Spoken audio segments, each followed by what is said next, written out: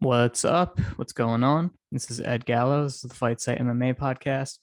It's the Fight Sites MMA podcast. It's both.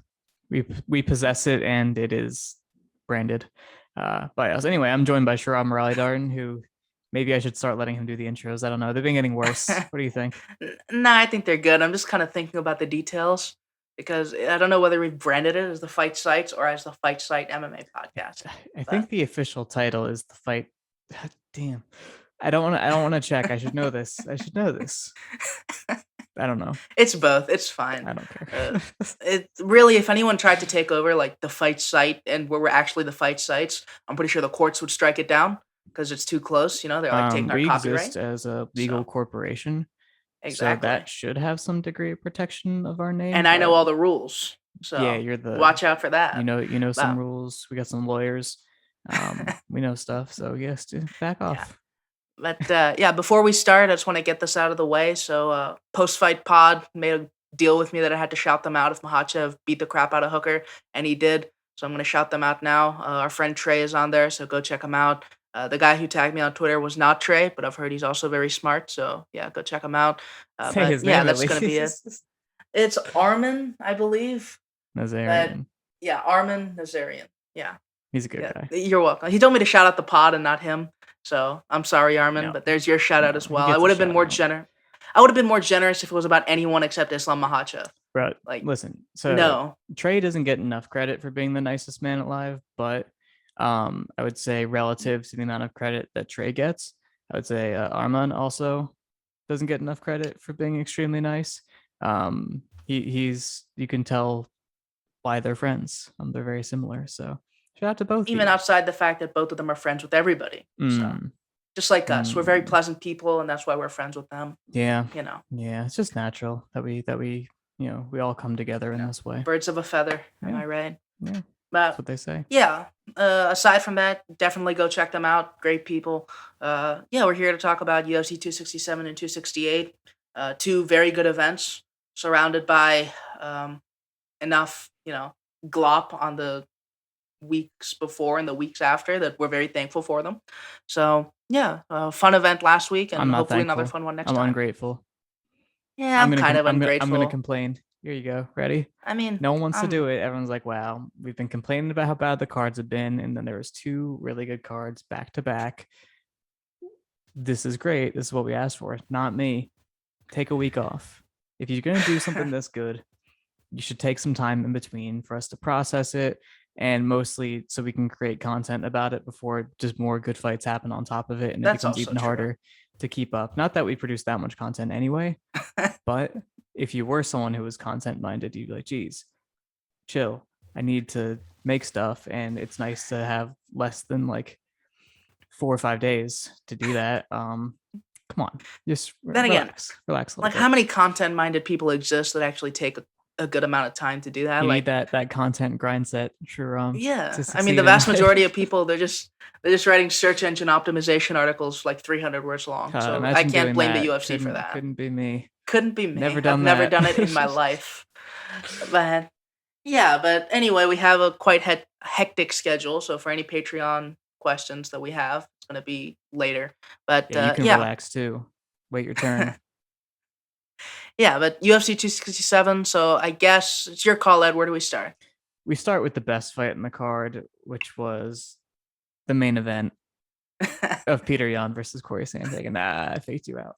Uh, Really got me. It's that double. but yeah, this is the best fight in the card, obviously, from the start, and it delivered. It was kind of impossible not to. It delivered in so many ways, and I don't know if you've seen. I know you have, but just to our listeners, I don't know if you've seen the meme by Haxorize. So Neil Magny hypnosis was the meme template. So if you're unfamiliar with Neil Magny hypnosis, it's that uh, it's ooh, you're going to clinch with me. You want to clinch. And it's like, the spirally black and white hypnosis type thing in the background of his face. So he took that and he put Peter Yan in it, and now it's ooh, you're going to have like the performance of a lifetime against me. Ooh, it's not going to matter. There's a curse word in there normally, but yeah, I mean that basically sums it up. Is that Jan brings the best out of people. They are like, I need to be really good and try really hard the whole time to beat this guy. And then they show up. Sandhagen showed up. Uh, Aljo showed up even despite how bad he got beat. That was a good version of him. Yep. Um, Aldo, I mean, Aldo has never really not shown up, but he looked I better, mean, than usual. yeah, you could say the only time I would say he didn't show up at all was probably Volkanovski, but even then, you can attribute some of that at least to Volkanovski No, being knowing how good Volkanovski. Volkanovski is and the way Yeah, that how close that fight was, and that there's kind of an argument for him. I think I would say that's showing up too. He just yeah, he he showed he, up in a weird he could way. have showed up more, but yeah. But anyway, let's just start with Sandhagen because I think we're going to spend some time about all the great things that Peter Yan did. Right. But I guess what surprised you about Sandhagen, or maybe what are some things that you kind of already knew he was going to do that worked more than you thought they might? Right. I mean, I don't think anything worked more than I thought it would for Sandhagen. I Well, expected the fight to you know have. everything, but I if mean, you're I a think person it. that didn't, I mean, I think the fight had pretty much the flow that we'd expect from Peter Yan fights against really strong volume fighters, which is, the volume fighter would have some early success, and then Peter Yan would figure it out and take those things away. But yeah, I was really impressed with Corey Sandhagen in this fight. I think it was a promising showing against a guy who really looked like the best bantamweight on the planet. He had some sharp early reads. He was very urgent in the way that he dealt with Peter Yan's usual tools. It just, I mean, it's Peter Yan. Like, what are you going to do? So yeah, in terms of specifics, early in the fight, I really liked the way that he played with this non-committal volume. Peter Yan, he's not really like a defined counterpuncher necessarily, but he's a very good one. He Mhm. uses them to uh, get guys to back off and start pressuring them. And Sandhagen's usual volume game was back in full force in this fight. He did a really good job just using this flicking volume and just these, sort of hand trappy feints to draw those out. Um, in terms of the hand trapping, I was very impressed with that as well. The hand fighting from Sandhagen early, especially, was actually it was really good. I liked it a lot. It was very urgent, that like manually dragging around Peter Yan's hands and like punching around them, punching through them. Very strong performance. He did some things from like the Marlon Moraes fight where like he'd shift through like a throwaway left hand, and then like turn or throwaway right hand, shift into like southpaw and leg kick him. There was like some really clever little setups there for his kicks. Peter Yan, avid kick checker. It didn't like last particularly long, but they were fairly smart. The sort of level changing offense I liked a lot because Yan, he is high guardy, but it's also pretty tricky to get around it. It's a very Mhm. adaptive, very consistently in motion high guard. You can slip with it. You can hand fight away your tools. So with all that being said, Sandhagen had to work hard to get the opportunities that he did get, and the way he was able to, draw out Peter Yan's high guard and left hook around it or left hook underneath it. Just really classic, clever things. In terms of the larger flow of the fight, one thing I really, really noticed in this fight from Corey Sandhagen, he was very attentive to his ring craft early. Um, we have seen fights. I think Frankie Edgar is the most obvious one because it was like one of two things that happened in that fight where Sanhagen just like sort of skirts back to the fence instantly and he just does not care. Like it's something that he's very well known for doing. We saw it in the TJ Dillashaw fight as well, where like even if it's just to walk guys into flying knees, right? He's completely fine just walking back to the fence and like jumping at them from there. Here, it wasn't the case. I think he knew very well that Peter Yan was a fearsome, fearsome pressure fighter, and he was very careful, staying laterally active at range. Lots of neat little direction changes on the outside when he got close to the fence to buy some space. Um, and intercepting Jan's pressure instead of just conceding to it. Eventually, he had to, but that's a story for the next, part that we talk about Peter Yan. So to keep the emphasis on Sandhagen, it's a. I mean, I thought this was a strong performance. Like a lot of people thought Sandhagen would be the toughest fight for Jan out there, and I'm not completely sure that was proven wrong in this fight. Just because Sandhagen was able to kind of stay in there. Like, yeah, he didn't have a good time of it later in the fight. But he was there. He was incredibly durable. He was able to keep the pace for 5 rounds, at least to some extent. And I mean, he kept, working to figure out solutions. So, it's fair play to him. Like, that was a strong performance. Hmm. From like a wrestling and grappling perspective, I think I'm a little unsure of what to say just because he did well, right? He did well Yeah. defensively, and that's good. It's good that he did that because Pirion's demonstrably a very good grappler, very good wrestler, even for a division full of really good ones. He stands out, and I think he's becoming one of the better wrestlers and grapplers in MMA, which is scary. because he's Yeah. also maybe the best striker, or top three at worst, which is it's bad. It's bad for everyone. Um, but yeah, Jan didn't really push the issue in terms of employing any sort of offensive wrestling and grappling. It was just kind of happening incidentally at times, but he wasn't that wasn't didn't seem to be something he was trying to set up or work or anything. And it's it's hard to quite put my finger on it, just because the directionality of the fight by the time that Yan was picking up steam was Sandhagen fighting off the back foot and Yan pressuring, which is what you wanted the whole time. And it was working well enough. And I think the victories were hard enough to come by that it can feel counterproductive to switch gears and try to do something different. Just because, as fluid as Jan is, switching from I need to get a clean shot in on this guy, and I need to get in on a really nice like takedown entry on this guy, are different goals. And it just based on the tactics that were working for him, I could see why it would be difficult. Although I did say last week on the solo cast that the hand fighting while pressuring could really help him out, because I've seen him use touching off the hands to set up his doubles on the cage, and he's really good at it and really good at drawing up the hands and getting his shots in. And I felt like that was the dynamic that was being established, but usually by the time they were in cage range, it was Jan like shifting through something. I'm trying to get like a big shot off. That's where he was landing a lot of his big shots. So again, why stop doing that and wrestle? He took a couple shots, just opportunistically. It looked like, just like when they were more in space and things were more fluid. He didn't have to like chase him down as much. I mean, Sandhagen's hips look pretty good. It didn't look easy to knock him over at all. He looked pretty strong, which is something I remarked in the Dillashaw fight too, and I wasn't sure how much of it was TJ's injuries or not, but he looked stronger in grappling situations. And yeah, he was doing basically all the same stuff that you are used to him doing. The same type of tactics that were like, oh, this is why that Aljo fight went the way it did, is because he's really quick to go for bailouts rather than really like procedural defense. He was Granby rolling, he was Funk rolling, he was, turning, giving up his back, going for weird grips, coming underneath Jan a lot. And yeah, I didn't love it. I didn't love it. But Jan was moving kind of slowly on the ground, much more slowly than I'm used to seeing, like just in those grappling and wrestling exchanges. Yeah, just something. This would be the second fight in a row where I'd be like, oh, all of Sandhagen's success on the ground was because something was wrong with his opponent. But I don't know, he just looked different, and I can't really say what I would attribute that to. But Jan looked totally fine. He looked extremely comfortable in every exchange, and it's honestly like with the speed he was going, it kind of looked like he was playing with him a little bit.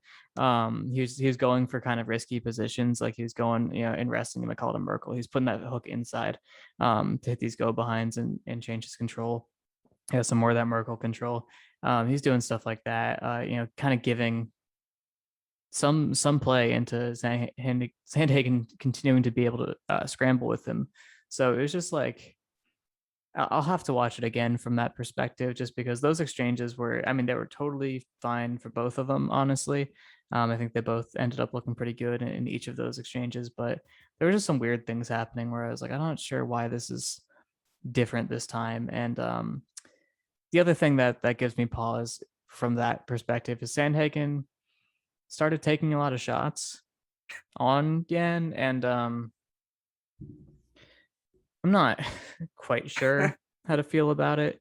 And all I can say is it might have been an adaptation to, or something that was planned to deal with the shifting, because the shifting was giving him trouble. And I'm sure you'll get into this once we jump into more being Yan focused, but literally just being overwhelmed on the back foot, and not being able to make the adjustment because you need to get back to not get hit by something.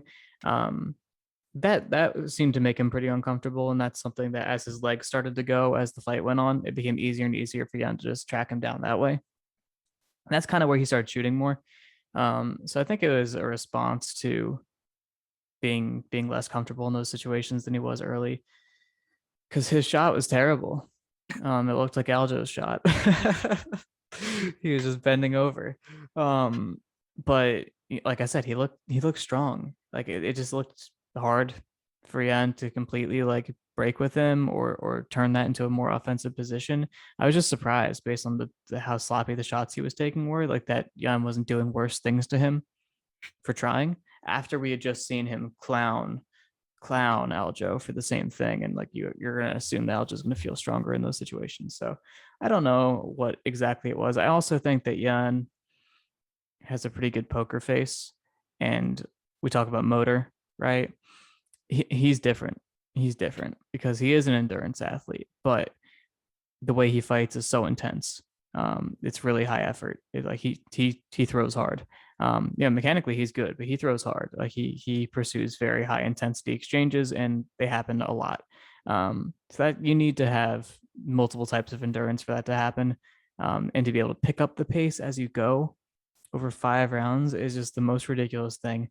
Um, like I think Holloway is the only other guy that I've ever seen like that, where they're like nasty. And it's not just, they can keep up a lot of volume over time. It's like, no, they're getting more intense as they go.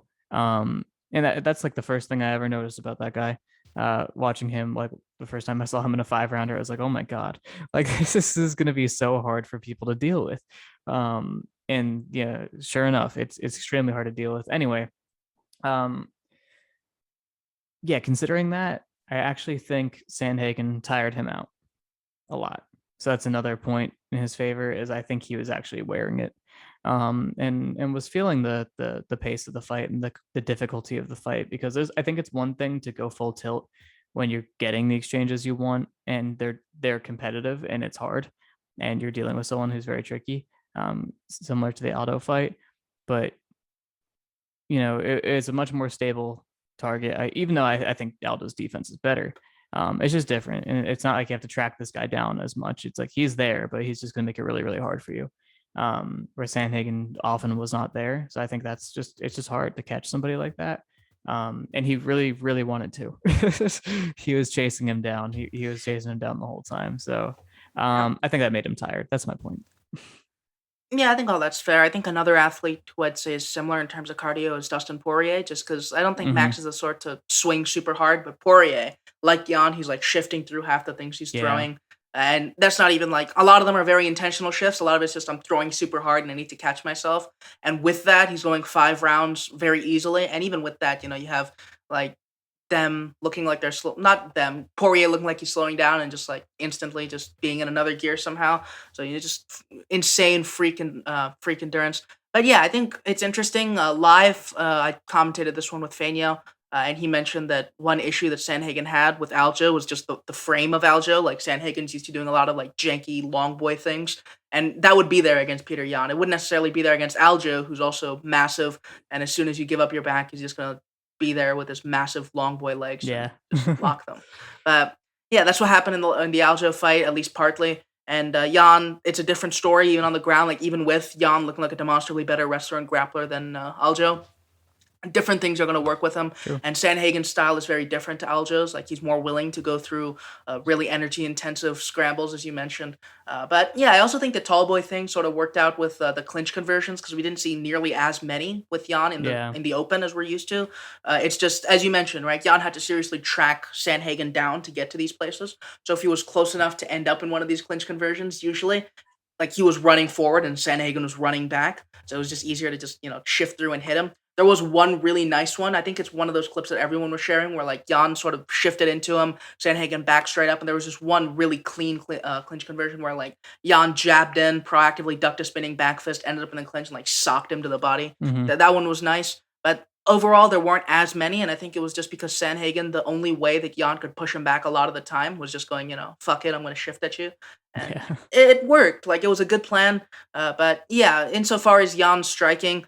I think we saw a lot of what made Jan just such an insane, special fighter. Not just an athlete, an insane fighter, as in as a technician. A lot of people seem to misunderstand it, but early in the fight, we saw like I think the story of the fight was just how hard Sandhagen had to work to get anything done, and we saw that really compound on him and Jan being able to figure out all these really big actions.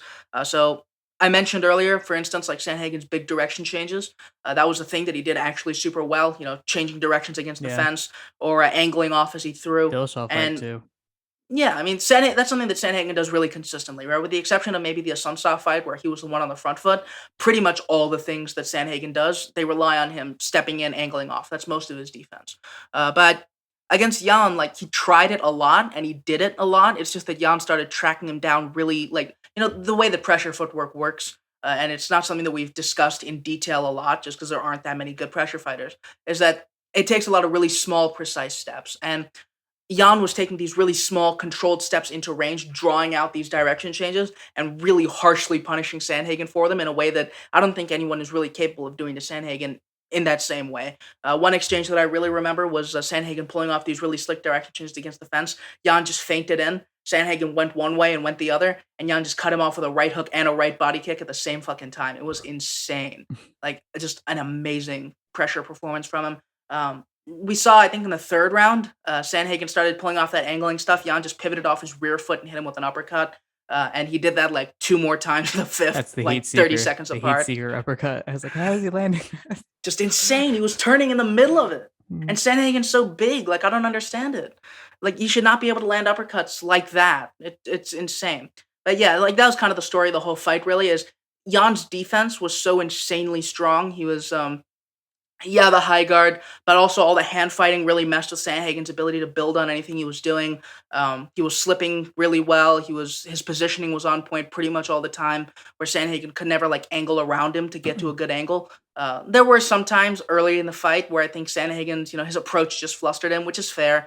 Like there are ways in which someone like Sandhagen's going to annoy anyone, even the best defensive fighters. Mhm. Like, it's just a style that's going to annoy everybody, and he has the tank to make that work. He's just going to keep doing that until you break down. But Jan figured it out. And yeah, I think that's mostly the story of the striking, right? Sandhagen had to work really, really hard to avoid these exchanges, both in terms of ring craft and in terms of the shot selections that he was taking.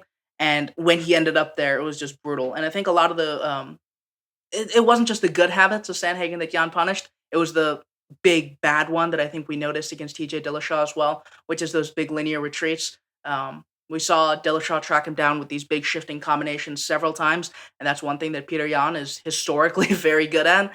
And against Sandhagen, who isn't much of a counter threat, we have seen him counter a couple times, but he isn't that sort of counter threat where it's saying, I'm going to shift at you is more likely than not to run into a counter.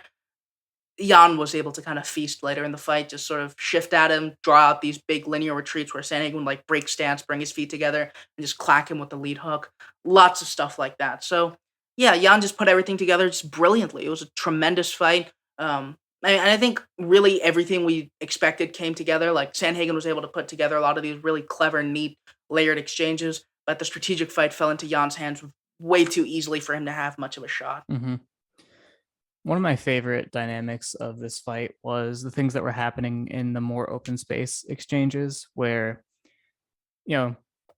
Sandhagen was using, like you said earlier, his throwaways and like his poking, prodding strikes to move Yan's guard around and try to land in those moments. And when Yan, committed more to being a counterpuncher, it was interesting because a lot of the time he was landing, especially his lead hook.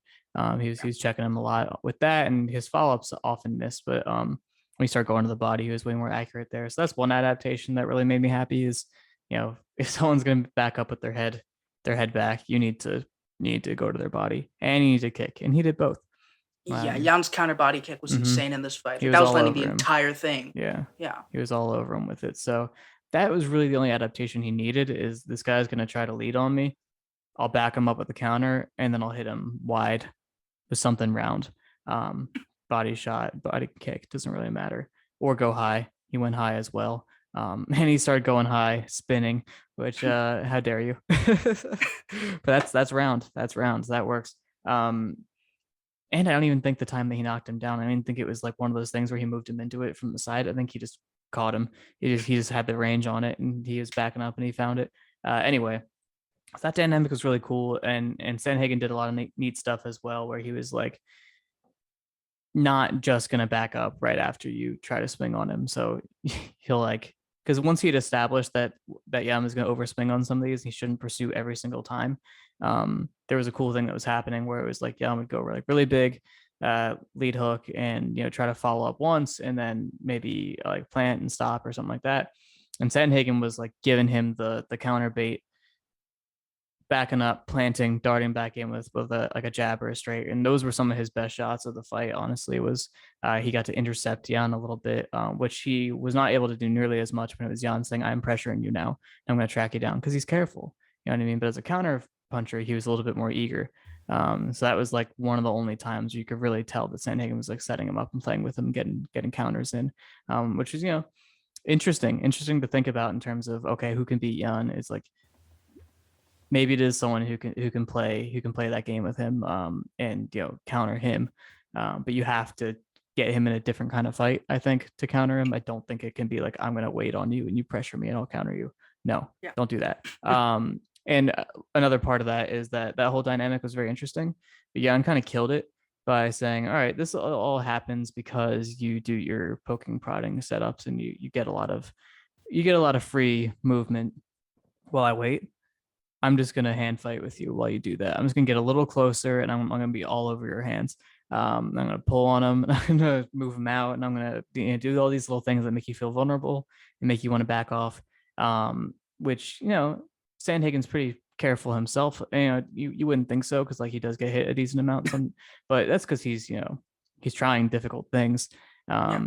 and he is pretty careful a lot of the time. He doesn't want to be in every exchange, and he doesn't want to make a bad read and like lead sloppily or anything like that. Like he's trying to be good. So if you if you're all over his hands like that and you're moving him around, he's gonna feel scared. I don't know, scared in terms of Yeah. unsure Normal fighter scared. Yeah. unsure of himself. So I think that really messed with him, and that gave a little bit more of that breathing room to back him up again and to start tracking him down. So I feel like that was a big turning point as well. But yeah, it's just like it wasn't even it was definitely one of Jan's best performances in terms of this was difficult to deal with, and he figured him out, and he clearly won. Um, but also, he didn't look, I don't know, physically as dominant as we're used to seeing. But I think it was just a hard fight for him to leverage that in. I think that's the bottom line. It just was a Yeah. weird matchup for him. I think generally, like that was one thing that I think a lot of us pointed out before the fight is a lot of Sandhagen's intrigue in this fight comes from just being the sort of fighter who, if you exist at them long enough, they're not going to go away. Yeah. Jan never beat anyone by just existing at them, obviously. But Jose Aldo, we have seen some issues with that historically from him. Aljamain Sterling, the way he was fighting was going to do that to him.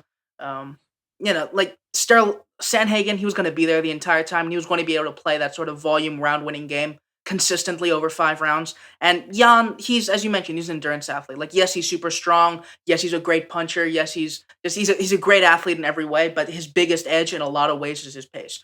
And Sandhagen was someone who was going to be able to stand up to that at least to some extent. Like, yes, he did slow down a little bit against TJ Dillashaw, and he did slow down a little bit here. Like, he lost the fourth worse than he did the third, and as it went until Jan sort of took his foot off the gas early in the fifth, and then won it anyway with like 3 big shots. But that's the sort of thing where, yeah, Jan, he was never going to like take over this fight as strongly as he did against Aldo, where like he just won later rounds and then just punched him into a bloody pulp. Like, I don't think anyone really expected that. But yeah, in terms of the strategy, in terms of fighting Jan, I think you sort of hit the nail on the head. You need to force Jan to be a little bit more desperate to counter in order to counter him back. Sandhagen had the skill set to like force Jan to counter in combination, like really, really hard.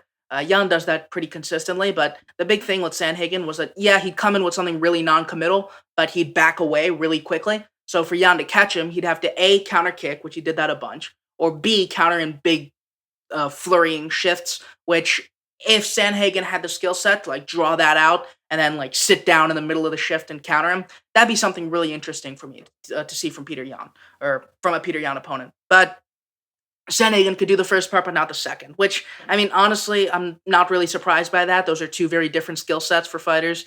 Like if you're going to be that poking, prodding fighter, it's not something that like you're kind of designing yourself not to exist in exchanges for longer than you have to, or at least to create exchanges on your terms. So if someone's countering you consistently in combination, you're bound to be a little bit like skittish.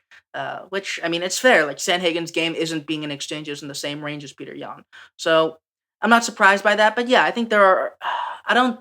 I wouldn't say at all that this fight showed holes in the game of Peter Yan, but I do think that that's an interesting way to look at it. Is he is there are games that can be interesting against him, but you can also really consistently trust him to take those away.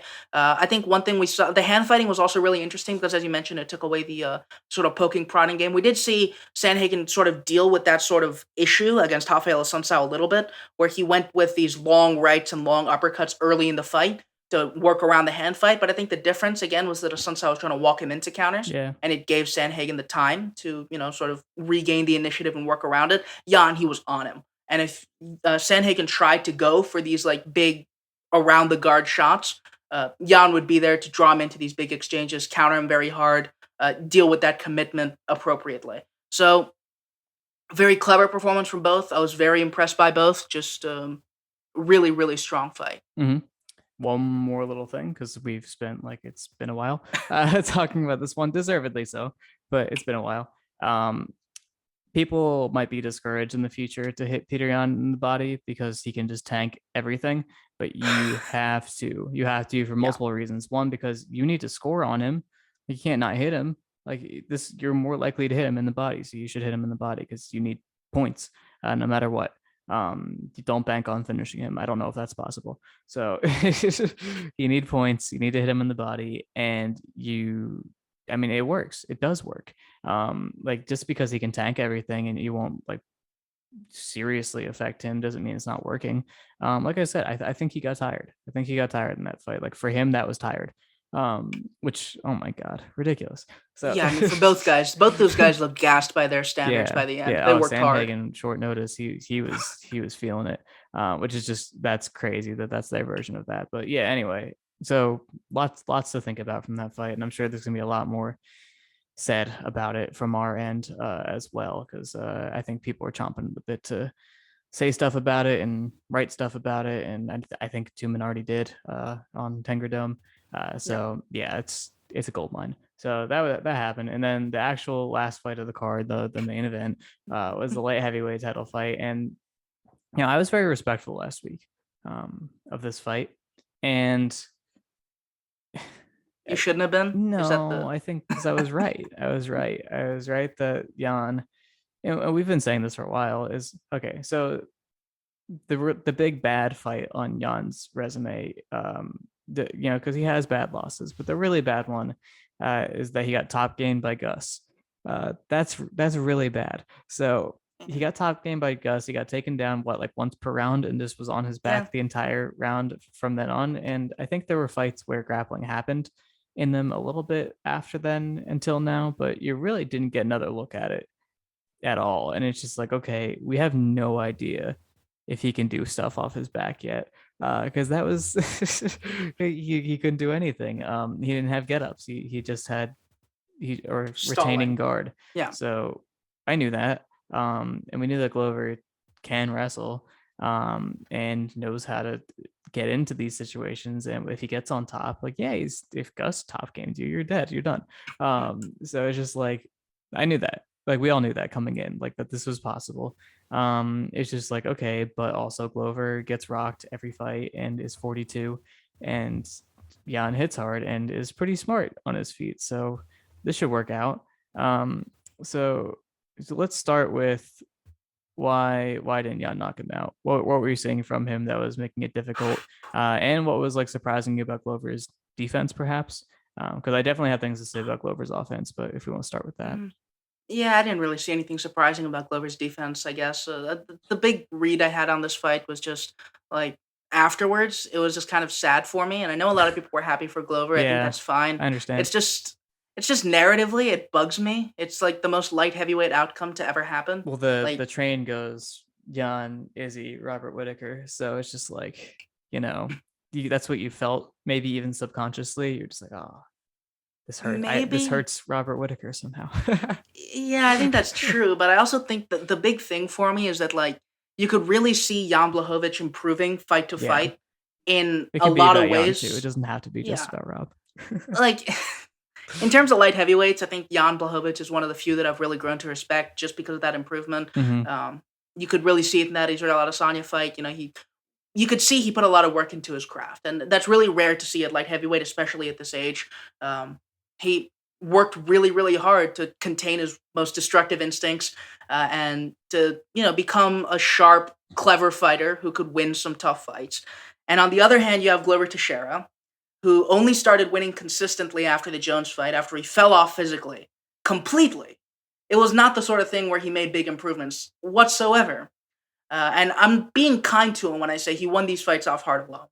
So it's just the most frustrating thing to me. And I think it's like we say a lot of times people get athleted, and sometimes it's tongue in cheek. This time he didn't get athleted. Like Glover is not a great athlete at this point in his career. He can barely move his head. But You got MMA'd.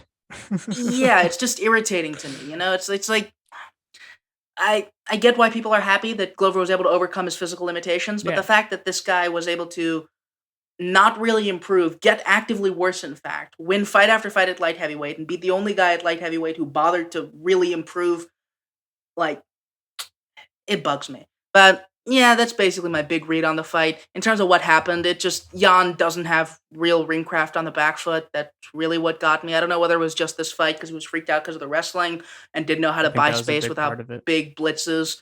I think that was probably a lot of what he didn't really do it against Izzy, but also Izzy wasn't the sort to like really step in with He also big felt like threatening he had an attacks. offensive wrestling threat off the back foot against Izzy, and that really helped. Yeah. I think it's also a lot that Izzy isn't the sort to like step in with big offensive attacks against the fence, where Glover Teixeira at least has one of those, which is the takedown. Hmm. So Jan could sort of stand against the fence and wait for Izzy to step in and like counter him. Where against Glover, he couldn't really do anything like that, so he just sort of backed up and stood there. And he couldn't really blitz to buy space because he was afraid of the reactive shot, which Glover did used to have at least. So yeah, I think that was most of it. Like in the second round, after the can opener debacle, we did see Jan have some success, sort of punching around Glover's frame and doing some things like that. But the Hmm. footwork sunk him. And Yeah. it's like I don't think anyone really considered Jan to have really strong ring craft. It's just the sort of thing where we kind of expected him to get to Glover before that happened. Weirdly, sort of fragile fight where like both guys needed their win condition as quickly as possible. And I think we saw one of those outcomes, just one that would happen pretty Hmm. consistently with the way Jan was fighting. Yeah. I thought Glover fought great. It was the greatest performance of his career. Unironically, it was really Very good. possibly. He fought very well. He took him down within a minute, which is perfect. That's that was the worst time for him not to be wrestling. And yeah, just like you knew his 2-3 was it on the feet. You're like, yeah, this is what he's got. But I really like how he used it. He changed levels very consistently on it, and that's all you need to do. You're threatening a single leg. Hell yeah, like go to the body with your rear hand. Go straight to the body with your rear hand. That's a single leg. You're setting up a double, like to plant your feet on your front foot. Your left hook, yeah, and throw it to the body and throw it to the head. And he was doing both with both. And it was just like the way he was mixing up his combinations was very intentional. But it was also like just responding to the way that Jan was reacting. He was making reads on Jan. He was setting him up. He was walking him down. He was throwing his 2-3 at different levels, and you know he only had to do it once early on to get into the range where he had to shoot on him, and then on the cage. It was a lot of chaining. It wasn't a great early shot. He was pretty high, but yeah, it was able to actually, pull, probably on the butt cheeks, honestly, but pull on his butt, and move him off the cage, and can keep running it, and then get a better shot in, and go single and move him on the single. And it was just really good chain wrestling, to get him down, in space, in guard.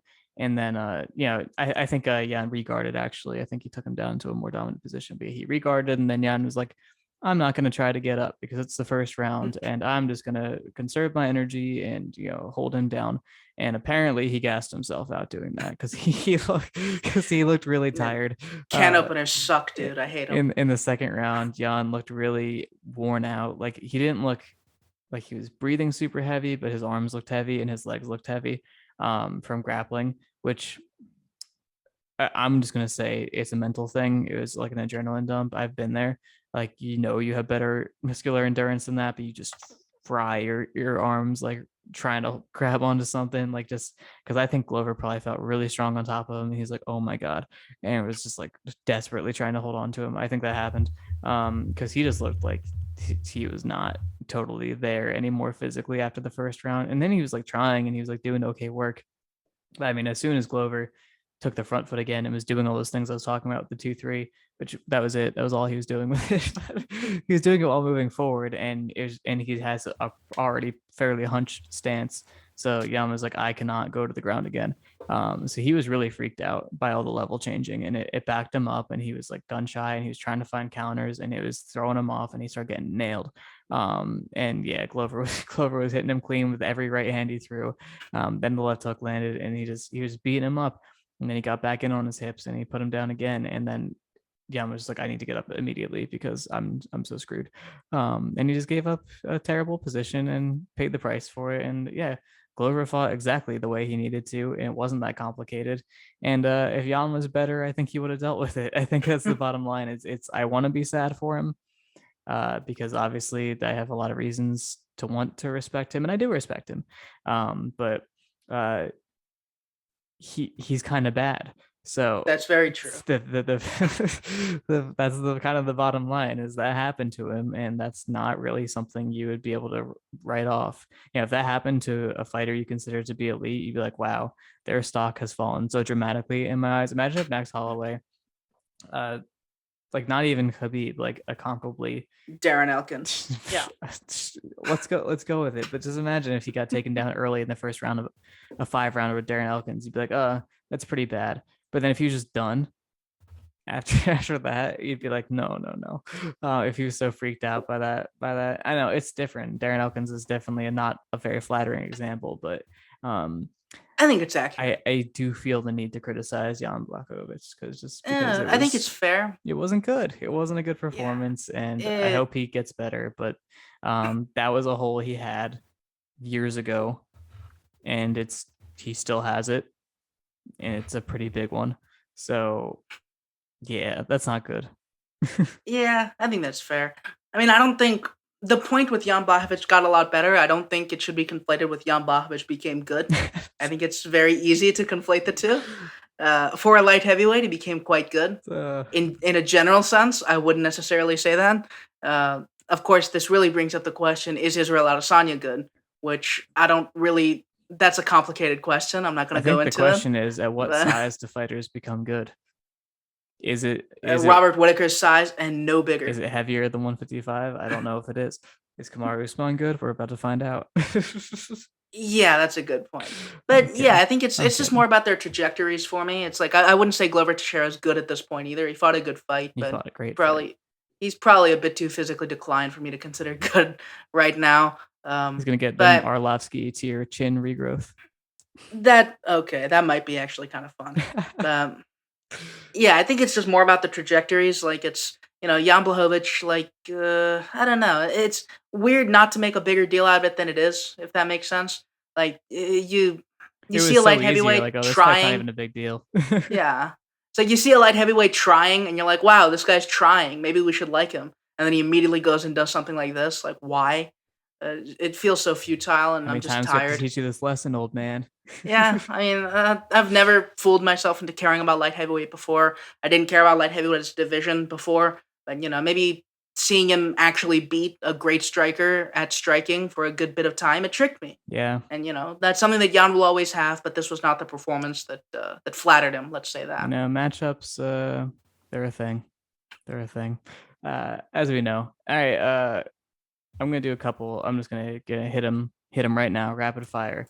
Yeah, we have gone 45 minutes. Fighters from the Caucasus. Here you go. Ready? Islam Makhachev. He fought great. Dan Hooker fought like he fought against what's his face? Nahak Baras. It was pretty similar. He was like, he was playing it cool on the feet. But he did throw a naked low kick, and Makhachev timed it and hit him with the straight and caught the kick and put him on his back and immediately elevated got the leg mount, spent some time like cross sides in a pretty open half guard. And I think he was taking his sweet time because he could have passed to side control way sooner than he did, but he wanted to lock up that Kimura grip first. Locked up the Kimura grip, then stepped back over into side control when he felt like he had it. Was cranking it. Everyone, there was a big discussion, not really a discussion, but like a couple of people posted, like, wow, like Khabib told him to put the leg over the head to finish the Kimura. And everyone's like, wow, what a genius coach. And like, that's how you learn to finish Kimuras ever. Like, that's any time that you've ever, who's not teaching you to do it that way. It just revealed some things about a couple of people. But anyway, like, no, I don't think Khabib had to tell him to do that. I think he was using the side control position with the grip to pull Hooker further away from the cage. Because as soon as he was in position where it was comfortable to put him flat and step over, he did. I think Khabib saw it when it was there at the same time. I think that's what happened. So good fight. Not surprised. In last week's podcast, I said Dan Hooker got top gained by Dustin Poirier, and that's what you need to know. And that was accurate. So there you go. But good for Makhachev for doing what he needed to do. Chimaev had a really easy entry onto his first takedown, but I liked it. I liked his shot. It was a nice shot under a telegraphed rear hand. Hit the double. He's pretty long. He's a long fighter, but he level changes very well. I mean, obviously he comes from actual wrestling. He's a real wrestler. So he's not like a Sambo crossover. But I mean, his first takedown in the UFC beat on John Phillips. It was the little bag off combo. Off the kick. So he can wrestle for real. Anyway, he hits really nice level changes on his doubles. I approve. Turns the corner as well, and that often puts him in those body lock situations. He doesn't drive straight through his doubles. He comes back up onto the seatbelt, into the body lock. Hits a little hip pop on the side to get elevation. And then once you have someone elevated, Li Jingliang didn't know what to do. One thing you could do is hook inside the leg, like reach back and hook inside the leg with your leg. That usually stops people from like tossing you over and getting any sort of arc on it. They'll have to put you straight down, but that's actually what you might have wanted to do. He was putting him straight down and pulling him back to get more traditional back control, whereas everyone thinks, oh, you're breaking him forward. He was really comfortable as a grappler. And if you just want details on that finish and how he got that choke, Ben wrote a really nice article about it. It's on the site now. So there's a breakdown in that fight. And Sriram didn't want to, but I'm going to give a shout out to Magomed Ankalaev. Speaking of light heavyweights, I thought he did a great job. I thought Volkan Oezdemir fought like crap, but I thought Ankalaev dealt with everything very well. And I was I impressed with him? Yeah, I was impressed with him. I thought he was good. So next time he fights, I'm going to say that he's a good fighter. That's what I'm going to do. And I'm going to forget that he got taken down by Paul Craig. It didn't happen. Yeah, I'm not going to go that far with Ankalaev. Yeah, he seems like an all right counterpuncher. He's okay at certain things. I think the phrase that our friend Tuman used was pathologically okay. I think that's just kind of how I feel about him. I'm cool with And it. yeah, I'm not gonna. After Jan Blachowicz, that whole debacle, If he's I'm not okay at gonna everything, be. you I'm won't not get gonna hurt be. like that again. You'll know where he's at everything. Well, he got choked out by Paul Craig, man. It was the end of the fight, was it his debut? It was something like Is it that. is it better to get choked out at the end of the fight where you know everything that's gonna happen to you? Yeah. No. Yeah, because he'd already won. Okay, at that point, he's you like, can't "All talk right." shit about Leon anymore. That's the rule. Well, I'm not saying he's anywhere near as good as Leon. The ruling has been made. It's been too late. We make concessions for fighters that we need to make concessions for, like light heavyweights, not for fighters who are supposed to The be good. ruling has been made. Yeah, I think that's enough of that card. Was there anything else on it? Yeah, the officiating in Elizeu dos Santos versus Benoit Saint-Denis. I can't believe we have to talk about this every week. Just this stop one, it, for the love of everyone God. noticed it this time. Yeah, but we still talk about something like this every week, Yeah. and the fact that we have to, it annoys me. Yeah. But basically in that second round, I would say that the best time to stop the fight was when he was hitting that barrage against the cage. Because there was an argument a little bit a few times before that, but he was like fighting still. He was doing things that would make it harder to hit him and maybe not hit him as much. Like he was taking At that shots. point, he wasn't. No. But at that point, he was just standing there. And he had like fallen over 5 times before that, and it was very obvious he was done. Then, of course, he recovered and ended up having more success in the fight after that. But again, That's not an argument. That's not an argument for not stopping a fight. You stop a fight because of what's happening then. You can't use stuff that happens later as an argument for not stopping it. Um, Tons of things can happen if you let someone get knocked out and wake back up. Maybe they'll win. I don't know. Yeah, it happened with Marab and Doesn't Marias. mean you should do that. So yep, that's the lesson here. And yeah, that's it for this card. Yeah, it seems like that ref is getting a lot of heat for stuff that wasn't the stoppage as well. Being corny. Oh yeah, the whole but Yeah, who would do no, that? Vyacheslav Who would Kislev. shoot finger guns? I know, just at the camera, just tacky. Nobody. But yeah, Vyacheslav Kislev, terrible, awful referee. I think he got pulled from his assignment afterwards. That was Ankalaev versus Ozdemir, and thankfully that was not a fight where he could have done any damage anyway, because no one did. But He yeah, knocked him down. There was a knockdown in that fight, Sriram. I do not care. That's I don't remember that knockdown. But yeah, just one of the most baffling officiating performances I think I've ever seen. Like I'm almost in awe of it. Like I'm impressed by it. Like in the most perverse way. He took a point from Zaleski for a nut shot late in the fight. He didn't stop the fight when Sandani was Dead. dead. Yeah, dead. He didn't stop the fight when Sandani was blind. He should have brought the doctor in at some point. He did not. I can only conclude that he had a bet on Benoit Sandani, or at least the fight going the distance or something. That still wouldn't explain the point, but maybe he had some double bet or something. He had a bet on a draw, very possible. I think it's pretty So obvious that he wanted to let them be warriors, but warriors have to follow the rules. He's going to be really a stickler about the rules, but nothing that would prevent them from continuing the fight because they're warriors. You know what I mean? We're makes gentlemen sense. warriors. I think that checks out. Yeah, I think that's the end of that card. We've gone what 52 minutes almost. Nice. So yeah, we're Nice. gonna talk about UFC 258 now. For let's start with this. Feigno and Dan Albert, they're gonna do a preview of the whole Yeah. card, so we're not gonna talk about everything. Exactly. So we 'Cause don't that need to would say make this a anything about this card, really. So you're just privileged that you get it twice, exactly. sort of. And I mean, with our opinions, which are very good. Better, Feigno and Dan's are, of course, yeah, they're good too. But you know, it's us. Obviously, you like us more, else you would be watching.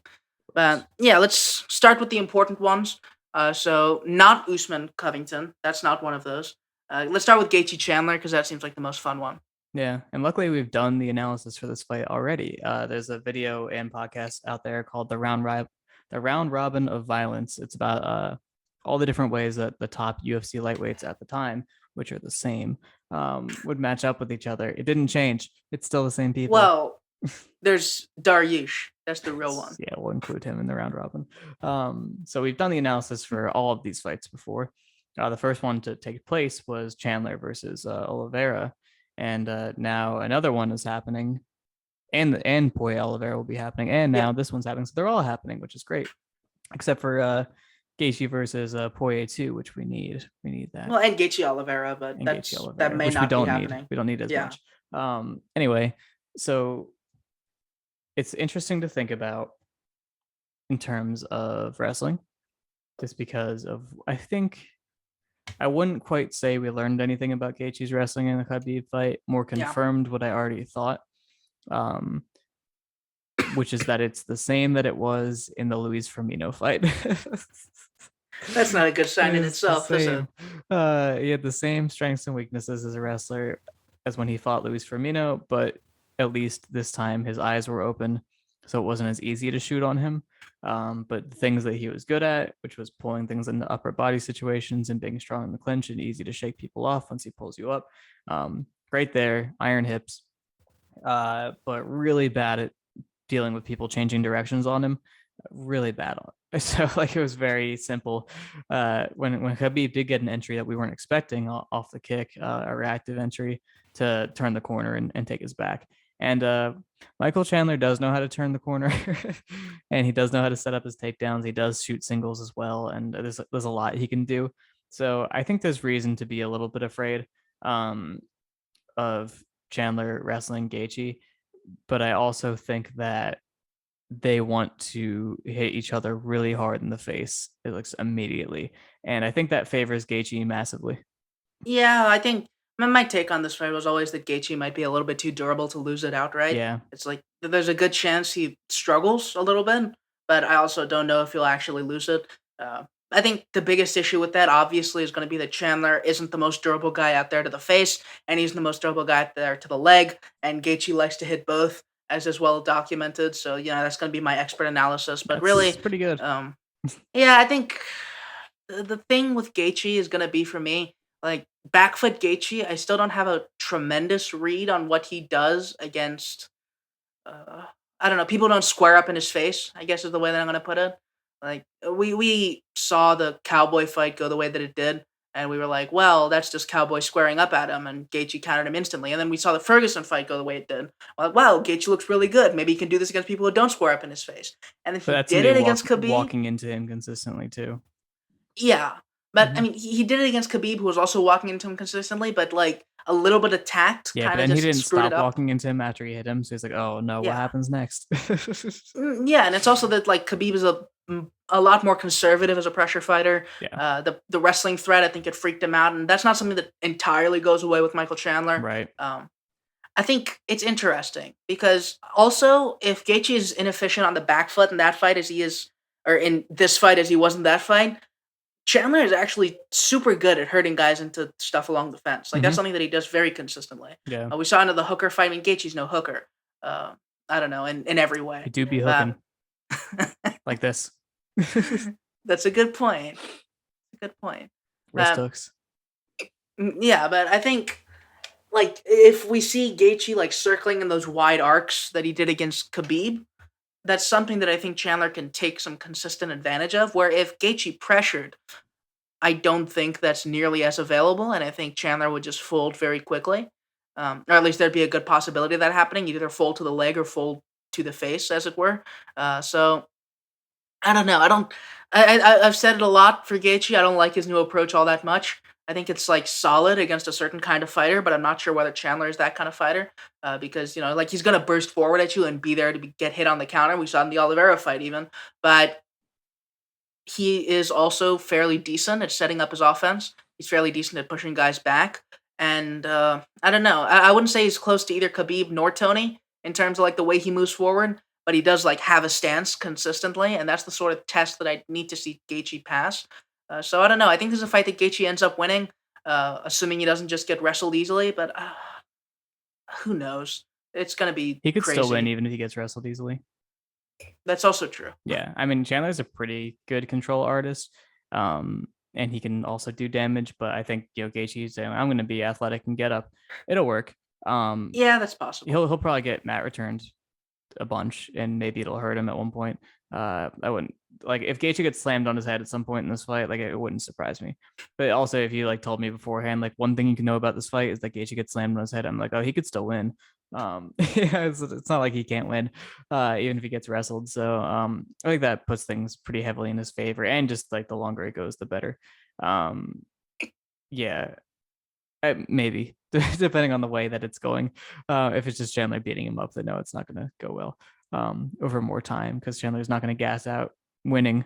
Um, In three, especially. yeah. But yeah, you said if Gaethje pressures or like, if Gaethje were to pressure, that's like the meme of I wonder if he's thinking about other women, and it's the guy in bed at night. It's like, what if Gaethje went back to pressuring? It's just on one hand, I feel like logically this wouldn't be the fight where he would do that because he's like, oh, I can counter this guy. And this guy's definitely gonna come in on me, and he throws like two or three different things on his leads, and I can definitely get him. And plus, a lot of Gaethje's counters are, just intercepting entries with his own leads and starting his Yeah. combinations like he did against Ferguson. So all of that, it's like, okay, he's going high, I'll go low, and then I'll start, or vice versa. Not really. That didn't make sense. But I'm gonna move on. The other hand is that as soon as Charles Oliveira pushed pushed Chandler back, he hit him really hard. So maybe he'll see that and be like, "Oh, I should move forward." So we'll see. We'll see what he does. I'm not gonna get my hopes up. I expect him to take a step backwards. After they touch gloves, or if they touch gloves or whatever. They also might just there might just not be directionality in this fight. They might just be in the same general place the whole time. And when they move around in the cage, it's because one of them is stumbling in a direction and then he just follows him.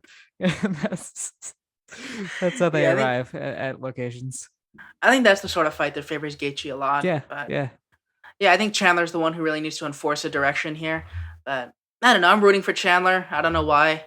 Maybe it's just because Gaethje's sort of becoming less interesting. It annoys me. Oh, Uh, he'll be interesting again. Don't worry.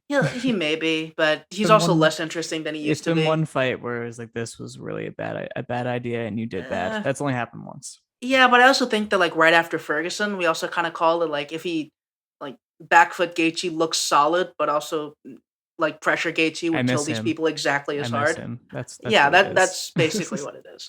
So yeah, I guess I want Chandler to win, and also because like he deserves a good bit more credit. I think like after Oliveira, I see a lot of people just considering him a hype job, and I think that doesn't give him nearly enough credit. Gaethje's gotten it for doing the stuff that he did in his career, and Chandler is pretty much on exactly the same path. And he's had a long So career, so even if he doesn't do anything ever again, it's not like he's you know you're still not right. It's like, that's true. you could go back and watch a bunch of fights where he had value. Yeah, but the So point is that they won't, but they will be watching this. exactly, yeah. The the Venn diagram of people who rewatch Michael Chandler fights and listen to this podcast would be interesting to see. Yeah, but I guess now we move on to one of the fights that I said wasn't all that interesting, but Kamaru Usman versus Colby Covington. That's our actual main event. Um, It's I'm easy. not. Yeah, it's Usman again without much trouble. Yeah. Yeah. So here's a way. So all right. So here's the way that it could not go very long. Is that Usman's like, okay, I'm gonna throw in the lead more now. I hit really hard. I knocked out Jorge Masvidal. I'm just gonna walk this dude down and take him out. Um, that's possible. Because I think that's what he should do. Because that's how Yeah, he won the fight last time after spending the whole time being a counterpuncher for no reason. Um, he just walked forward and threw normal combinations to the head with not much craft, and they landed, and he hit him as hard as he could, and he knocked him out like that. It was so simple. It was so simple, and there was nothing that Colby Covington was doing the entire fight to discourage him from doing that. It was there the whole time. So you would think you would watch the tape back and be like, oh yeah, I could have done that the whole time. And the next time you're like, yeah, I'll just do that immediately and it'll work. I think I'm being pretty optimistic there. So let me give you a more realistic scenario. So Colby Covington is he's smart now. You see, that was the adaptation he made between that fight and the Woodley fight. Is he changed camps and now he's more thoughtful. So he takes his time. He doesn't just spam volumes. The things that made him good. He doesn't do that anymore. He pressures more responsibly, and he still wrestles a little bit, and it's enough to win competitively against Tyron Woodley in what 2020, something like that. yeah, So that's the thing. So I think he's going to be less eager on the lead, and not like throwing, giving, creating exchanges all the time against Usman like he was in the first one. And Usman might just be like, okay, I'll just win those exchanges and I won't push the issue. And then in the fifth round or something like that, I'll knock you out again. I'll just move forward and throw. it'd be cool if he just did the same fight again. Can you imagine that? I'm expecting something really similar, honestly, just conceptually, but I think just at a lower pace, which is so annoying because that's what was fun about that fight, is the exchanges weren't great, but there were a lot of them, and Usman, statistically, mostly did cool things in them. So it's just like, geez, and I still don't think Covington's going to want to wrestle with him. I think he knows he can't, and I think Usman's going to be comfortable just winning the way he's winning. So I don't think he's going to push the issue on it either, and I think it's going to be annoying or fast. Those are the two ways I can go. But yeah, I'm expecting Usman to win pretty easily. I think he's getting better, and I think Covington. I think he's getting worse, Yeah, honestly, and I'm cool with that. I'm very happy about that. yeah, I'm in about the same place. I mean, I think Mm-hmm. if Usman's smart, he could just clinch him to death. That's something that he could definitely do. If he comes out pressuring and Colby just backs up, Usman can just like get into the clinch and beat the shit out of his body. That's not something that's remotely out of the realm of possibility. It It'd be just, great. yeah, just like after he approached the first fight the way that he did, I think he's going to want to put more of a stamp on this one, and clinching isn't necessarily the way that I think he thinks that's done. Um, but yeah, I think it's just like it's kind of like the Masvidal thing, where like he might just come out and do what he did the first fight, but shorter. That'd be cool. Yeah. Um, Yeah, I don't really have that many takes on this. I thought a lot of people thought the Covington Woodley fight was impressive from Covington for some reason, and like It they were was like, impressive from "Wow," Woodley, I think. somewhat, I think it was a but good like performance from Woodley. the curve we're grading Woodley on, I I swear to know. God. I know.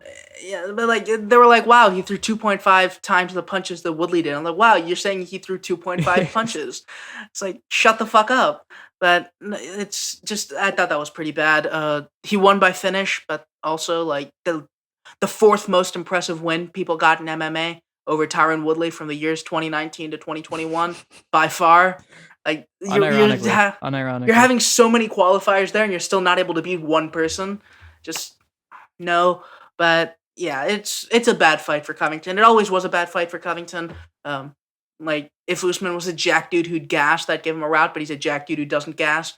By Yeah, he has definition, better that's a bad cardio than fight for Covington does. Covington. So I don't know. It's tough to mine a lot out of this fight. It's just same sort of messy exchanges, I'm guessing. But Usman doesn't. We saw already. Usman doesn't need to be comfortable to beat him in exchanges, and now Usman's more comfortable. So what's he gonna do to him in exchanges? Like do the Just math. gonna counter So jab him. yeah. So I guess it could be fun, but I don't expect it to be super worthwhile if that makes sense. But It was yeah. never worthwhile. It shouldn't have been made. He doesn't deserve a rematch. Yeah, I mean, Edwards deserves more. Burns, unironically, deserves a rematch more than Absolutely. Covington does. Absolutely, he does. Like fucking Usman versus Muslim Salikov makes more sense, and that doesn't make any sense at all. Burns is more So deserving on all fronts, like in his success in his fight with Usman, and in terms of actually beating people in the division to get the title yeah, shot. it's not Because even Woodley close. is not even in the UFC. Yeah, I mean, like the only argument is that Colby lost to Usman earlier, and at that point, you're literally rewarding inactivity. Mm-hmm. Like, that's literally exactly what you're doing. So Yeah, maybe Colby will fight Nick Diaz after this. that seems like a Imagine the build up, man. That's what people very say. That's what you possible. sound like. MMA fans are always like the build up, though. Like you want to watch a fight because of the build up. Colby What? Covington versus Khamzat Chimaev. That's gonna happen. Yeah, imagine how honestly Colby might actually get murdered in that one. He might just say nothing because I think he knows. I think sometimes he knows that there are certain people he shouldn't say anything about, and I think he chooses his battles. And I don't think he would Clever. say anything because Chimaev is like actually, Tuman has this entire podcast episode about like the way that people fetishize people from the Caucasus and like make them out to be certain people. I'm not saying Chimaev is this way because of Caucasus culture. I'm saying it's because he is actually crazy, just as a person, and he will stab Yeah. you. He'll definitely stab you. We've heard a lot of weird things about him. Mm-hmm. I'm not sure how many of them are true, but I'm like, if a quarter are true, that's very concerning. It's not because he's So, Chechen. It's just a coincidence. yeah. And speaking of Chechenians, the most important fight happening this weekend is not in the UFC. Abdulaziz Abdulvahabov is defending against the deserving challenger in his prime, Hakron Diaz. So that's going to be my plug for this one. Go watch that. I think it's on Friday, so it's going to be fun. But yeah, AAA, the GOAT, the best lightweight fighting this weekend, except for Ali Quinta, obviously. So yeah, I just wanted to sneak that one in there. Anything else on this card we want to talk about? Yes. Well, not this, but real quick. Rose Namajunas is fighting Weili Zhang again. Why? I don't really understand entirely why. Has anything changed since the last fight? No. So I would just go recommend looking at whatever we said about it at that time, and then after the fight, and that's still what we think. And I don't know. I guess I pick Rose. Weili is training with Cejudo, so maybe she will replicate Carla Esparza's legendary performance to win the inaugural title. Yeah, I think I'm picking Weili because I picked her the first time, and like that fight didn't really tell me much. But Okay, who really knows? that's Like interesting. I picked her I don't have a reason. I genuinely I don't. feel like it was kind of Like Andrade's reasons that she's a big hitter and she's got a good motor she and can she'll go keep 5 coming, she'll rounds. keep Yeah. forcing exchanges, and we thought that she'd be durable and not just get knocked out immediately. But that is what She happened. did. Okay, I'll pick her too. We pick Weili Zhang. There you go. Cejudo is gonna be like double down on that. Like you need to walk her down with 2 3s, and she's gonna do it. That's the theme of this podcast. Walk him down with 2 threes. It's a pretty good strategy, I have to I mean, say. Usman could do that too. He could. Chandler's definitely gonna do that. Yeah, yeah.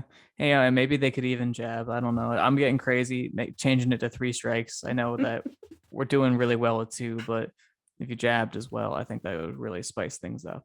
That's a good point. All right. The fight that I actually want to talk about is Frankie Edgar versus Marlon Chito Vera. I think it's pretty competitive. I know that the gut reaction is Chito will kill him in the 3rd round, which everything that you could analyze about this fight could still be true, and that could still happen no matter which way you were leaning, which is what makes it pretty fun. Is that I don't really care what happens in the first 2 rounds because I'm still going to expect Cheeto to kill him in the 3rd round because that's just what he does. Um, and Edgar's durability has been a real weird thing to place. I have to say, I don't really understand it. And I don't feel any more confident about it after he got knocked dead by Corey Sandhagen in 28 seconds. Because it was like, okay, by the Ortega fight, yeah, Ortega hits pretty hard. And he hit him really hard and he rocked him a bunch. And he gets, Edgar getting rocked is nothing new. It was kind of a normal Edgar getting rocked situation. And then he got followed up on and he got put away. Fair enough. Max didn't really hurt him. But that was fine. And it was a bit of a sheepish performance by Max, I have to say. Yeah. But then the Korean Zombie knocked him around in a way that made him look like he couldn't take a punch anymore. And the Korean Zombie hits hard, but he hits hard when he hits you really clean. And he was mostly not hitting him clean. And he was really wobbling him with everything. So you're just like, whoa. Edgar has no chin anymore. So when he fought Munoz, you're like, okay, Munoz hits pretty hard. He should hurt him. And he didn't. And then Sandhagen knocked him out. So I have no idea where his durability is at. Do you? Yeah, it's been weird. I thought like the move to bantamweight sort of fixed it a bit because like those guys don't hit quite as hard. Turns out it's just as weird. Um, Some of yeah, them I mean can it might have jump just like been 8 feet in the air, so that's yeah. not I good. think that's mostly what it is. Mm-hmm. It's Sandhagen just hitting him super clean, super early while he was cold. That's also just very possible. Yeah, Munoz not fast enough to surprise anybody with anything. So it's maybe fair. Edgar just saw it all coming, and a Surprise lot your of legs with kicks.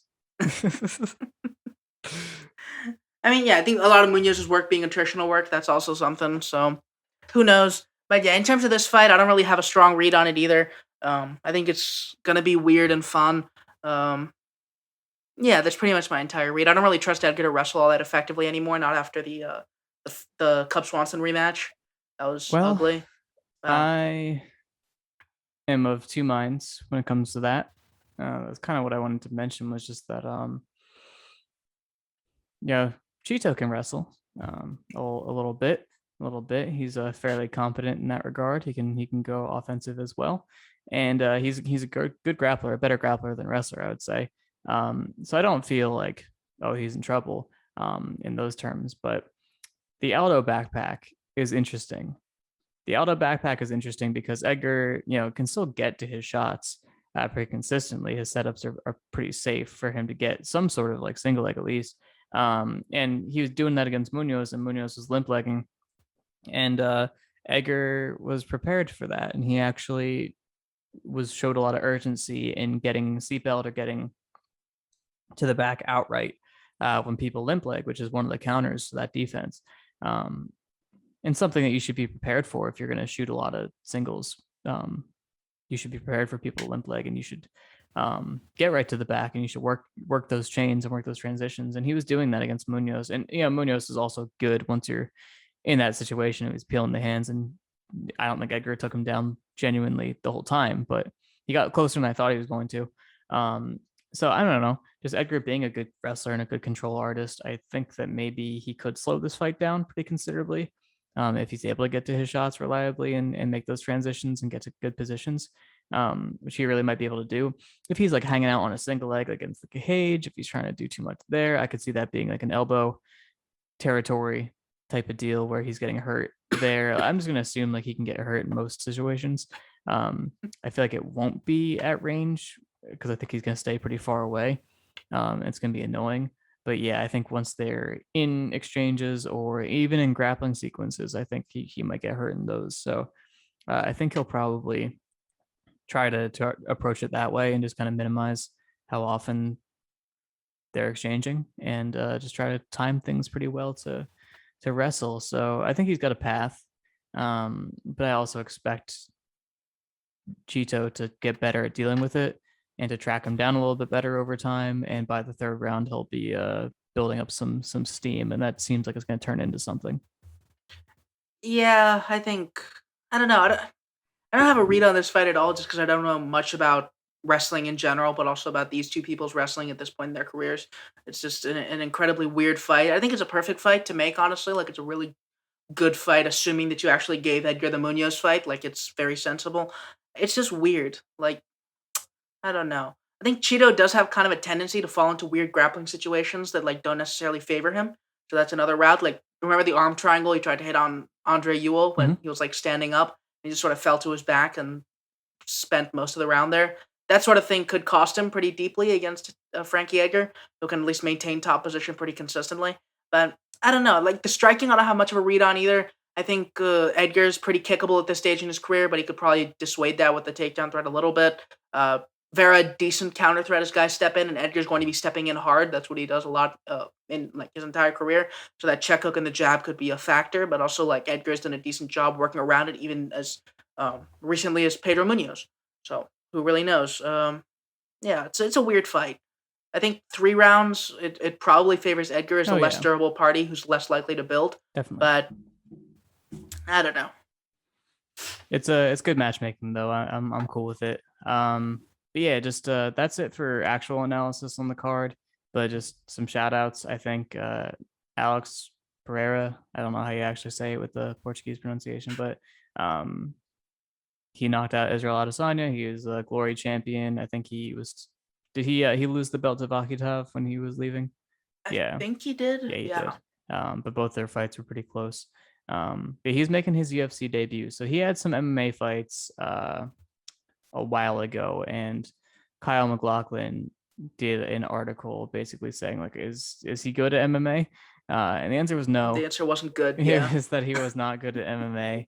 But that he still had potential, but just that him not knowing how to do MMA was an issue. Like he's just like was not a good grappler and like didn't seem to understand the transitions, but just like was in enough situations standing where he could do well. But yeah, that he like was just kind of freewheeling it and probably not taking it super seriously. So I assume that he's in the UFC.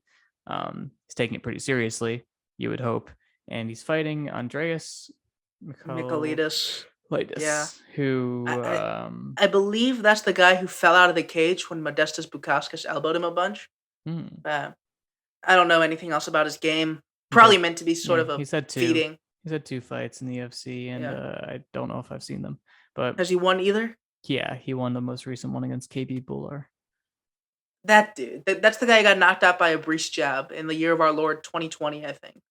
So, yeah, I don't think this is meant to be a super interesting fight, just something to get Yeah, Perjeda I hope into he the wins. UFC. Yeah. Pahea, Um, that's how I would say it. I don't know why I Perjeda. couldn't. It wasn't coming to me.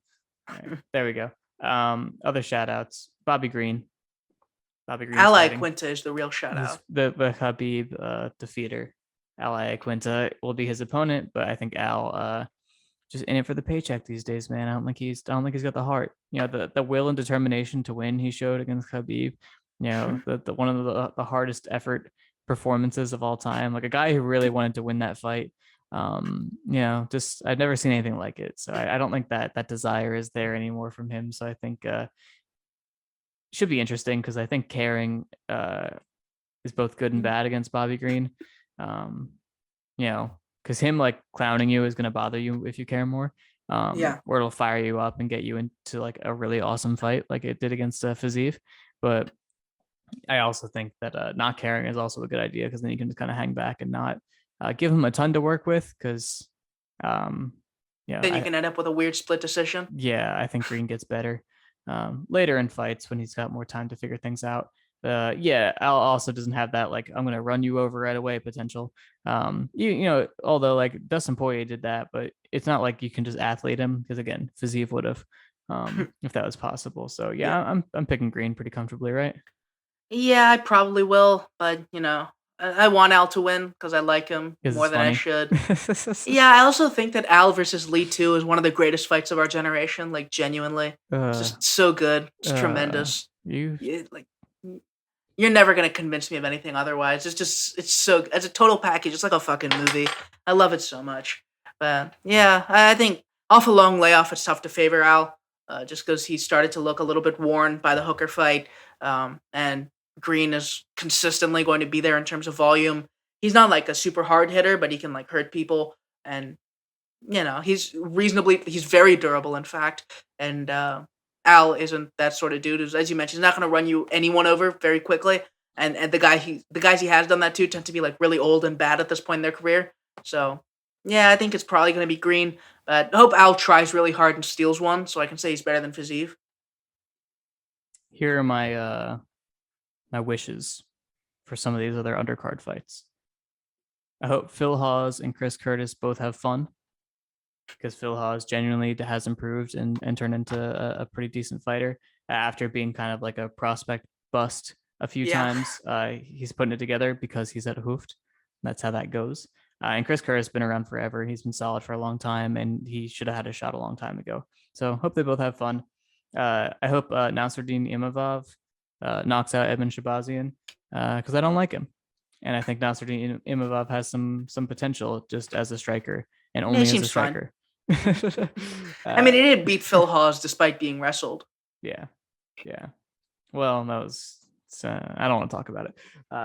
I hope that Ian Gary is good because our friend Lugash hyped him up and said he's good, and he is also at Hoofed, so undefeated prospect from Ireland, it looks like.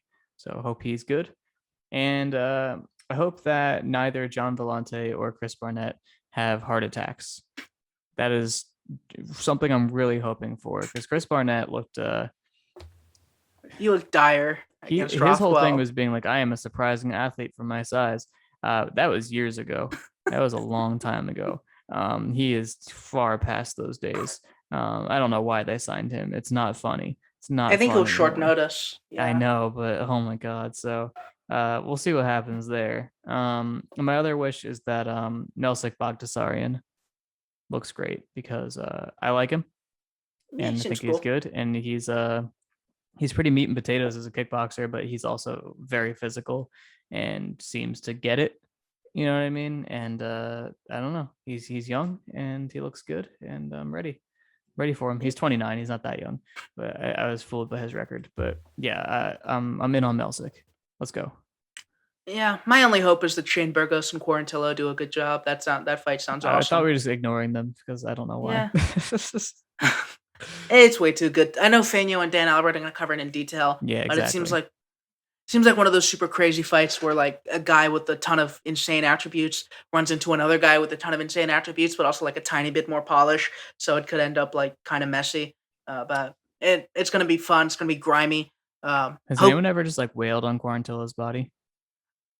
I feel like Tucker hit his body a little bit, Mm-hmm. but didn't wail on it. I think he went to it in the clinch a bit. I don't know. Because I think we might be surprised just because Quarantilla's durability is obviously like, okay, you can hit him with a truck, but can you hit him with a truck to the body? Good point. Yeah, Burgos is definitely going to test that, assuming he's still there after the last couple fights. Mhm. Yeah, Cool. yeah, I'm excited for that one more than anything, really. That Sriram, we fight's did it.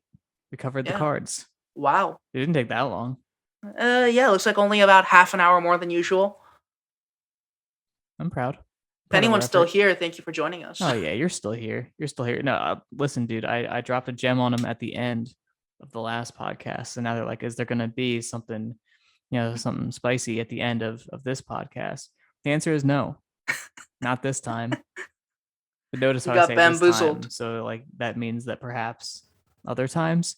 No, I'll probably tell you in the beginning if there's going to be something at the end that you should look for because I don't want to like prepare something special and then have it be a secret. I want you to know. But yeah, we'll see. We'll see in the future. Yeah, I think that's the end of this one. Go check out the article that we mentioned earlier with Ben talking about Chimaev's submission. Go check out the other podcasts. Dan and Fanya are going to be covering all the other fights in a lot more detail than we have. Uh, they're the ones you should really be proud of covering the whole card because they're really covering the entire cards. So And you should yeah, follow me on Instagram. I'm not gonna tell you my yeah, I handle. agree. Just find me. Yeah, it's worth looking. I'll leave it at that. So yeah, thank you. I think we're done. So 3, 2, 1.